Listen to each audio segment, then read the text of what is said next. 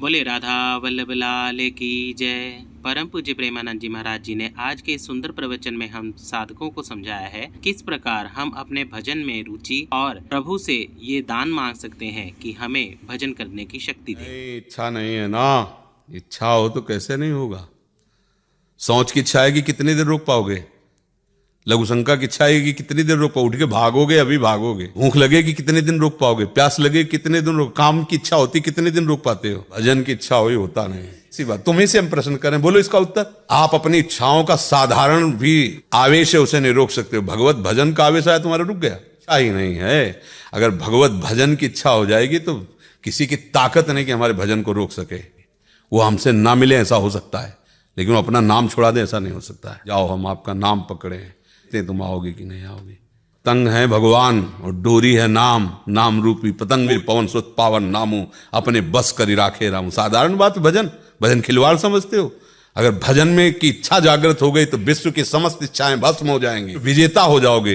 त्रिभुवन में कोई तुम्हें परास्त नहीं कर सकता। अभी सुना के बोल रहे भजन की इच्छा कहां जागृत हुई। भजन की इच्छा जब जागृत हो जाएगी, ऐसे हाथी कूदता है जलाशय में तो फिर कछुआ मेढक सब बाहर निकल के खड़े हो जाते हैं, क्योंकि उसकी मार के आगे कोई टिकेगा नहीं। नाम है महान बलशाली गजराज, जब हृदय में प्रवेश करेगा तो काम क्रोध आदि छोटे मोटे मेढक बाहर निकल जाएंगे। यही तो भजन नहीं होने देते। कामना ही तो भजन में बाधक है, ना किसी और कोई बाधा है ही नहीं भजन में। कामना तब तक है जब तक ये इच्छा जोर की नहीं हो रही। ये इच्छा हो जाए, अरे मिलन की इच्छा थी हमसे तो मिले आके कि नहीं मिले आके। ऐसे ही भगवान के मिलन की इच्छा होगी तो मिल जाएंगे। वो स्वामी जी कह रहे सत्य इच्छा भी नहीं हुई। सत्य इच्छा हो जाएगी तो प्रश्न ही खत्म हो जाएगा। सच्ची इच्छा जब प्रकट हो जाती है तो बेचैनी हो जाती है, उसके बिना हम जी नहीं सकते। कोई भी सच्ची इच्छा प्रकट हो जाए, असत की भी सच्ची इच्छा प्रकट हो जाए, तुम उसके बिना जी नहीं सकते। सत्य की इच्छा प्रकट हो गई और भजन नहीं हो रहा, कैसी बात करते हो। ये सब केवल कहने सुनने की बातें। जिस दिन इच्छा प्रकट होगी उसे कुछ नहीं सुहाई। जब अवस्था थी खेलने की कूदने की, माँ बाप के प्यार की, तो भजन की इच्छा हुई थी। तब से आज तक लौट के नहीं गए, नगरी में नहीं गए, उस देश में उधर प्रवेश नहीं किया, उस क्षेत्र में जहां जन्म हुआ था। बस मरे या जिए, कोई गाली दे या मारे, बच्चा ही थे, मुझे भगवत प्राप्ति करनी। यहाँ तो मान लो सानिध्य है, वहाँ क्या सानिध्य, गंगा किनारे कोई नहीं। जो प्रहारों सीधे गर्मी सर्दी या किसी गाली अपमान का, भूख प्यास का, सब प्रहार सहना है। मुझे भगवत प्राप्ति करनी, कोई नहीं रोक पाया। पूरा जीवन उसी यात्रा में, 1-2 वर्ष की बात थोड़ी, पूरा जीवन उसी। हाँ इच्छा हुई थी भजन करेंगे तो वही हो गई इच्छा। इच्छा ने हमारा सब कुछ काम बना दिया, हटा दिए सब जितने प्रपंच से। देखो अब तो प्राण निकल जाए तो कोई भय नहीं, वृंदावन रज का सेवन हो रहा। महारानी जो हमारे मालकिन, अब क्या परेशानी है। इच्छा करो भजन की, अभी इच्छा नहीं हुई। जब इच्छा भजन की मानी जाएगी, जब और कोई इच्छा नहीं रह जाएगी। तुम 1 करोड़ की इच्छा करो, हम 10 रुपया तुम्हें दें, बुरा लगेगा तुम्हें। यद्यपि हमने तुमसे लिया तो नहीं, 10 रुपया दे ही रहे, पर आपको बुरा लगेगा। क्यों? क्योंकि आपकी इच्छा है 1 करोड़ की, तो आपको 10 रुपया बुरे लगेंगे। इनको काम क्या करें, इसे क्या होगा।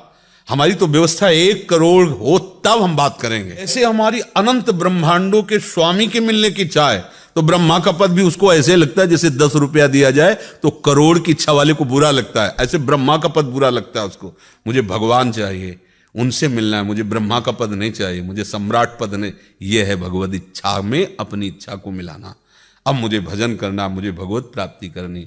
इच्छा के कारण ही भजन नहीं हो पा रहा।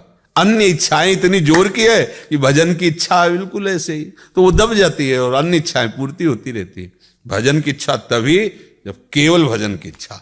भगवान और बात सुने न सुने, ये बात सबकी सुनते हैं। रोकर उनसे प्रार्थना करो, मुझे भजन के लिए समय दे दो, भजन के लिए मुझे प्रीति दे दो कि मैं आपका भजन, तो वो ऐसा विधान बना देते हैं। उनकी कृपा से ही भजन हो सकता है, माया भजन नहीं करने देती। सच्ची इच्छा उनकी कृपा से जागृत होती है। ठीक है, आइए हम सब भी परम पूज्य प्रेमानंद जी महाराज जी के पद चिन्हों पर चलते हुए अधिक से अधिक नाम जप करें और परम पूज्य प्रेमानंद जी महाराज जी द्वारा दिखाए हुए रास्ते पर चलते हुए प्रभु की प्राप्ति की ओर एक और कदम बढ़ाएं। अधिक से अधिक नाम जप करें। अपने मन में चल रहे प्रश्नों के उत्तर पाने के लिए हमारे चैनल को लाइक करें, शेयर करें, सब्सक्राइब करें। राधे राधे।